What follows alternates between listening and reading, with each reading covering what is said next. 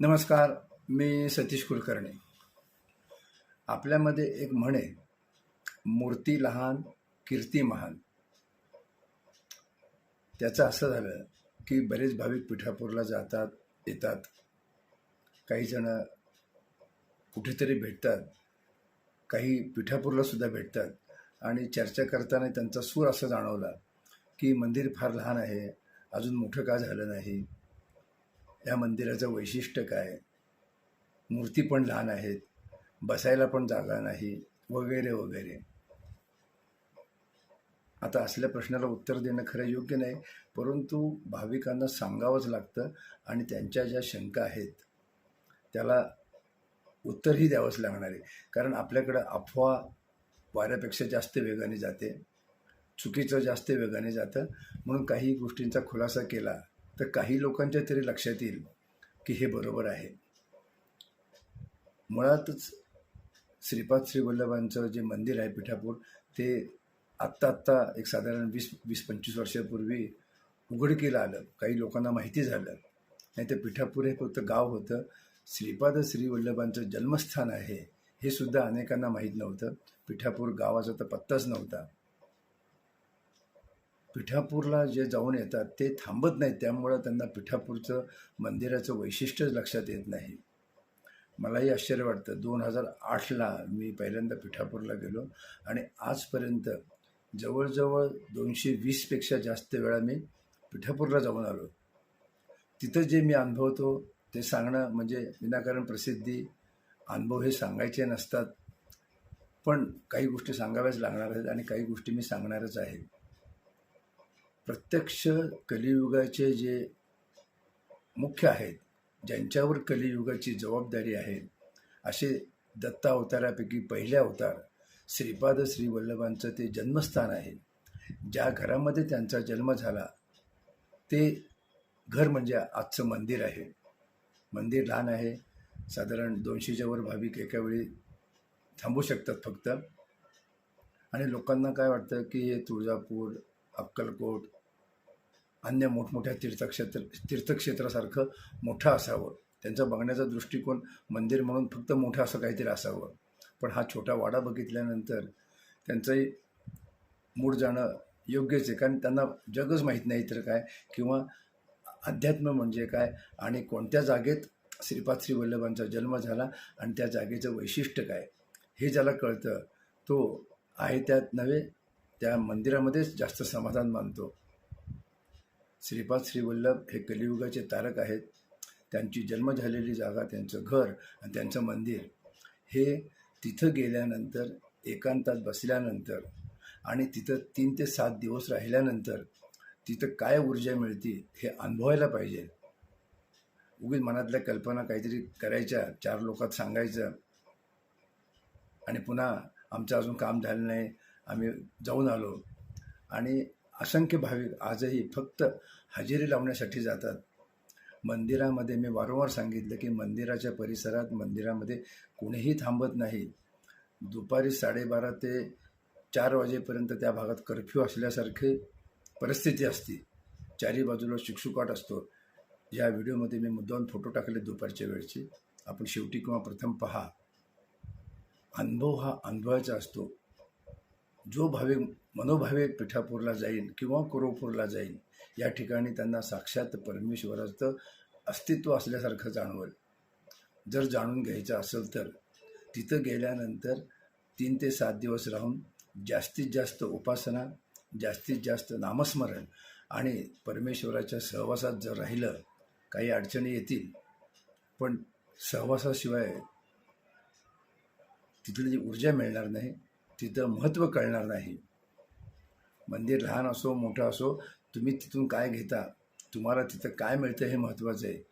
पण लोकांना वाटतं की इथं गर्दी असावी, रांग असावी, अमुक असावं तमुक असावं. कारण त्यांनी आत्तापर्यंत जी मोठमोठी मंदिरे पाहिली तिथं फक्त गर्दी, गोंधळ, अरेरावी, अमुक अमुक आणि तमुक तमुक.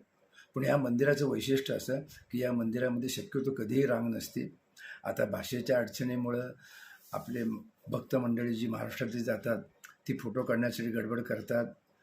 आपल्या मराठी भावना आपण एकमेकाच्या समजू शकतो, परंतु तेलुगू मराठीमध्ये थोडी गडबड होती, काही वेळा कुठं वाद होतो, विवाद होतो, परंतु तो विषय आपण सोडून फक्त श्रीपादांसाठी केलं आणि तिथले काही नियम अटी जर आपण पाळल्या तर खरोखरच पिठापूरसारखी ऊर्जा आणि कुरुपूरसारखी ऊर्जा कुठेही अनुभवायला मिळत नाही.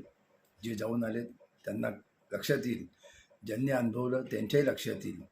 म्हणून नव्याने जे भाविक पिठापूरला जातील तेव्हा त्यांनी काही गोष्टी लक्षात ठेवा.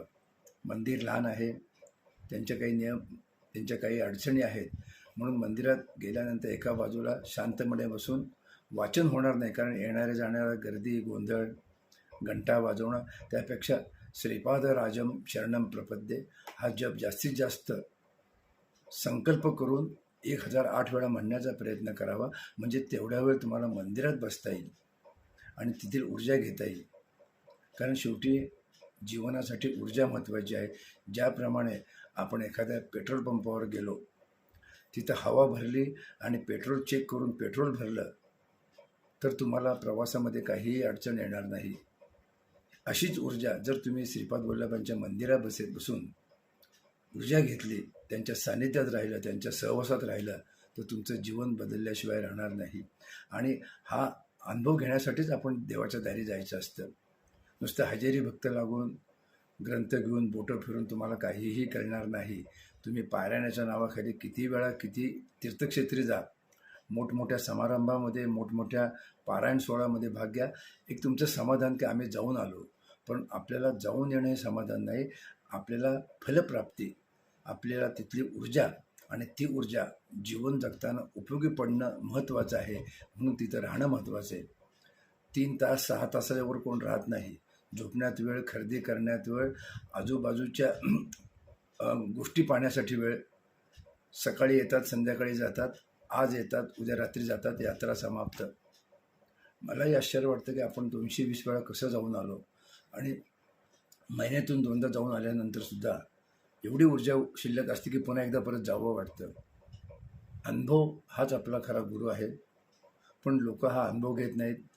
कुणाबरोबर जाताना ते म्हणतात आपल्याला लगेच निघायचं आहे. आता नवीन फॅड सुरू झाले, पिठापूर, कोण म्हणतं श्रीशैल्य, कोण म्हणतं विशाखापट्टणम. म्हणजे फक्त प्रवासासाठी गेल्यानंतर थकवा येतो, पण श्रीपाद श्री वल्लभांच्या मंदिरात थांबून तिथं सहवास घेऊन तिथं नामस्मरण करून जी ऊर्जा मिळेल ती जर घेतली तर जीवनाला फार सोयीस्कर आणि सुखकारक आहे. अनुभव महत्त्वाचा आहे. भाविकांनी मंदिर लहान मोठं काही याचा विचार करू नका. ऊर्जा घ्या. तिथं महाप्रसादाची सोय. आणि मी वारंवार सांगतो, तिथं जर काही अडचणी आल्या तरी पिठापूर गाव लहान आहे. मंदिरासमोर आपलं स्वामी समर्थ भवन आहे, भक्तांसाठी बांधलेलं. तिथं अतिशय शांतता आहे. दुपारी ते बंद नसतं. मंदिर 12 ते 5 बंद असतं. स्वामी समर्थ भवनात टेरेसवर शेड आहे. तिथं 100 भाविकांची नामस्मरण करण्याची, ग्रंथ वाचण्याची सोय आहे. खालच्या बाजूला तळमजल्यावर श्रीपाद वल्लभांची अभूतपूर्व मूर्ती आहे. तिथंसुद्धा बसून उपासना करता येईल. उपासना महत्त्वाची, परंतु दुपारच्या वेळेस एकतर लोक झोपतात किंवा फिरायला गेलेले असतात. दोन्हीकडे शुकशुकाट असतो. दोन्ही मंदिरात शुकशुकाट असतो आणि रस्त्यावरसुद्धा शुकशुकाट असतो. पिठापूर ही झोपायला योग्य अशी जागा नाही. पिठापूरला झोपायला जायचं नाही. पिठापूरला जागं राहून श्रीपाद श्री वल्लभांच्या सहवासात जो राहील त्याचं जीवन बदलून जाईल. त्याच्या जीवनाला दिशा मिळेल आणि भविष्यात कलियुग जरी असलं तरी त्याच्या जीवनाची, त्याच्या कुटुंबाची दशा होणार नाही. हे अनुभवावं अशी श्रीपाद वल्लभ भक्तांना नम्र विनंती. नमस्कार.